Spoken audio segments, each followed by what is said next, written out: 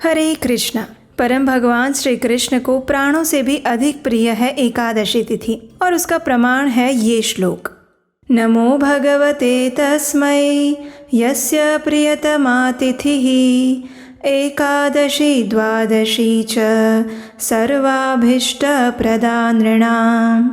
अर्थात जिनकी परम वल्लभा एकादशी और द्वादशी तिथि मनुष्य मात्र को संपूर्ण वांछित फल प्रदान करती है, उन श्री भगवान को मैं नमस्कार करता हूँ। एकादशी तिथि इतनी मंगलदायक है कि वो न सिर्फ मनुष्य के इस भौतिक कल्मशों का नाश करती है, अपितु वो मनुष्य को परम उच्च आध्यात्मिक गति भी प्रदान करती है, जिससे मनुष्य इस दावानल रूपी संसार सागर से सदा सदा के लिए मुक्त हो सकता है। और ऐसी ही पावन एकादशी है मोक्षदा एकादशी, जिसे हम गीता जयंती के नाम से भी जानते हैं। तो चलिए आज के इस वीडियो में हम जानते हैं कि आखिर इस बार ये एकादशी कब आ रही है और उस दिन के शुभ मुहूर्त कौन से हैं। एकादशी के विषय में महाराष्ट्र के महान भक्त संत तुकाराम जी महाराज बड़ी सुंदर बात कहते हैं। वो कहते हैं कि जिसे एकादशी व्रत का पालन करना अच्छा नहीं लगता, वे तो जीवित रहते हुए भी नर्कगामी हैं और ऐसे व्यक्तियों को तो नर्क लोक से भयभीत रहना चाहिए।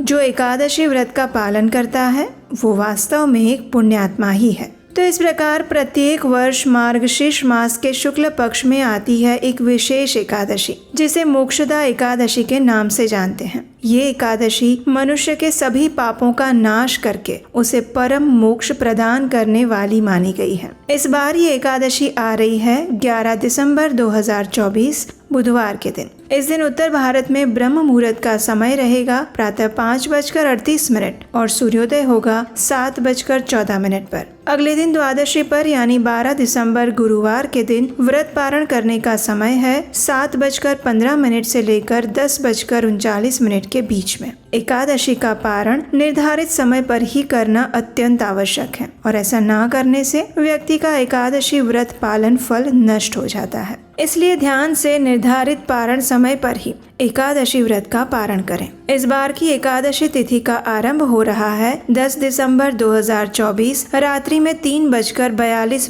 पर और एकादशी तिथि पूर्ण होगी 11 दिसंबर रात्रि में 1:09 पर। उसके बाद द्वादशी तिथि आरंभ हो जाएगी। तो इस प्रकार इस बार 11 दिसंबर को पूरे दिन के लिए एकादशी तिथि उपलब्ध रहेगी। इसलिए अपने मन में किसी भी प्रकार का संशय रखे बिना ये जान लेना अत्यंत आवश्यक है कि इस बार की एकादशी का पालन हम 11 दिसंबर को ही करने वाले हैं। एक समय नारद मुनि के पूछने पर एकादशी का महत्व बताते हुए भगवान श्री हरि नारायण कहते हैं, हे नारद, एकादशी व्रत देवताओं के लिए भी दुर्लभ है। ये श्री कृष्ण प्रीति का जनक है और तपस्वियों का श्रेष्ठ तप है। जैसे देवताओं में श्री कृष्ण और देवियों में प्रकृति, वर्णों में ब्राह्मण और वैष्णवों में शिव जी श्रेष्ठ हैं, उसी प्रकार व्रतों में ये एकादशी व्रत सबसे श्रेष्ठ माना गया है। और इस बार की एकादशी तो वैसे भी विशेष है क्योंकि ये मार्गशीर्ष मास जैसे भगवान को प्रिय महीने में आ रही है और दूसरा ये एकादशी अपने नाम अनुसार ही मनुष्य को मोक्ष प्रदान करने वाली है। इस एकादशी की एक और विशेषता है और वो ये है कि इसी मोक्षदा एकादशी के दिन परम भगवान श्री कृष्ण ने कुरुक्षेत्र के युद्ध में अर्जुन को मोक्ष प्रदान करने वाला भगवत गीता का दिव्य उपदेश दिया था। इसलिए इस दिन को गीता जयंती के नाम से भी जाना जाता है। कई स्थानों पर भक्तगण इस दिन कुरुक्षेत्र में एकत्रित होते हैं। जिस स्थान पर भगवत गीता बोली गई थी वहाँ भगवत गीता यज्ञ आयोजित किया जाता है, जिसमें गीता जयंती के दिन प्रातः काल से अगले दिन प्रातः काल तक भगवत गीता के श्लोकों का उच्चारण किया जाता है। ब्रह्म सरोवर में रथ पर सवार और भगवत गीता का ज्ञान देते हुए श्री कृष्ण और अर्जुन की विशेष आरती और दीपदान किया जाता है। शोभा यात्रा निकाली जाती है और देश के विभिन्न भागों में अनेक स्थानों पर भगवत गीता के ऊपर प्रवचन आयोजित किए जाते हैं। इसी एकादशी तिथि पर इस संपूर्ण ब्रह्मांड का सबसे पवित्र, सबसे महान और सबसे पुरातन दिव्य उपदेश सुनाया गया था। भगवत गीता का ये संदेश सिर्फ एक संप्रदाय, जाति या समूह के लिए नहीं, अपितु संपूर्ण मानव समाज के कल्याण के लिए है। और यही तो हमारे वैदिक सनातन संस्कृति की महानता है कि वो संपूर्ण मानव समाज को एक सूत्र में बांधती है।